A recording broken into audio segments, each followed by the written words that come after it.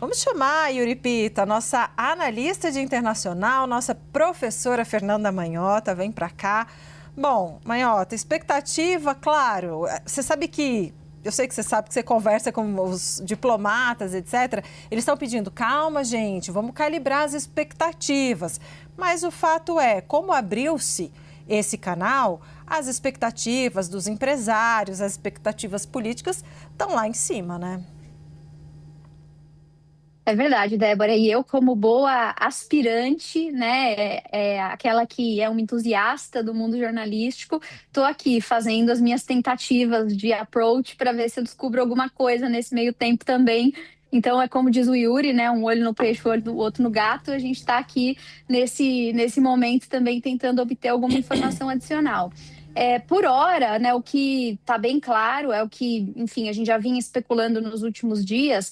O governo brasileiro foi, né, de coração aberto nessa reunião, basicamente tentando, em primeiro lugar, reduzir o impacto, né, da guerra tarifária contra o Brasil, então tentar diminuir as tarifas, sobretudo as 40% adicionais que já tinham sido aplicadas sobre as 10 anteriormente impostas. Esse era, digamos, o assunto número 1 da pauta.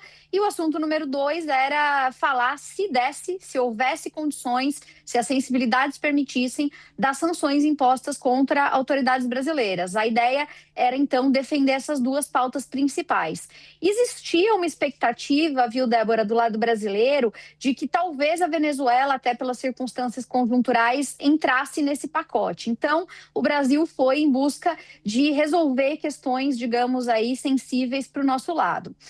Do que o Brasil poderia oferecer aos americanos, essa era a pergunta que mais se fazia ontem, né? Então, às vésperas da reunião, o que interessaria aos americanos numa mesa de negociação para ceder nesses pontos? Algumas coisas pipocaram, eu diria, como uma espécie de top list que me parece fazer sentido.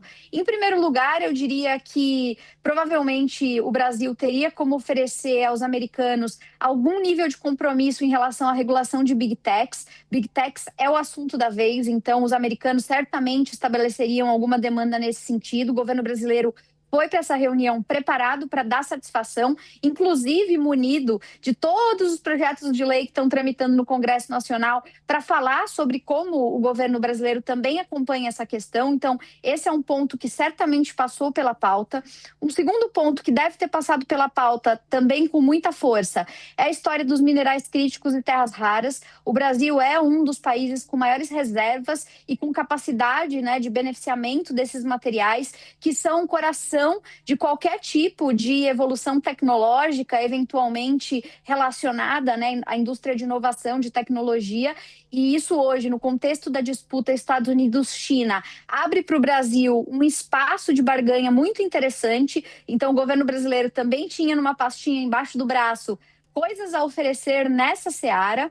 Isso sem contar, evidentemente, uma terceira frente também comercial aí, ligada concessões em setores estratégicos para os americanos. Todo americano que a gente conversa, né, das altas cúpulas do governo americano desde o governo passado, não só no governo Trump, reclama, por exemplo, do trato que o Brasil dá ao etanol americano, que é ultra taxado no Brasil, com uma taxa de 18% contra 2% que os americanos impunham a nós, né, 2 e pouco. Então, o etanol, por exemplo, é um dos setores que talvez possa fazer parte aí de um pacotão de barganha e que o governo brasileiro já tinha considerado, né, como uma das possibilidades das vias a se tratar. É claro, outras coisas eventualmente são imaginadas de se aparecer, a própria Venezuela e a participação do Brasil como mediador nessa crise, eventualmente a história dos BRICS e da desdolarização, são sempre demandas que os americanos vão fazer porque a eles são temas caros. Não me parece que são temas tão simples para o Brasil se posicionar, mas no caso daqueles primeiros que eu disse, né, das Big Techs, da questão envolvendo minerais críticos e talvez algumas concessões setoriais em áreas específicas, acho que isso deve ter dado para discutir se a reunião de fato foi por um caminho aí, digamos, propositivo, construtivo. Isso a gente vai descobrir já já, mas os quadros que participaram dessa reunião, até onde me consta aqui, estou acompanhando quem são os membros dessa equipe, né, que estiveram lá, pelo menos do lado brasileiro, são quadros muito qualificados, de pessoas muito experientes, da mais alta cúpula da confiança, né, do Itamaraty. me parece que foi uma escolha bem estratégica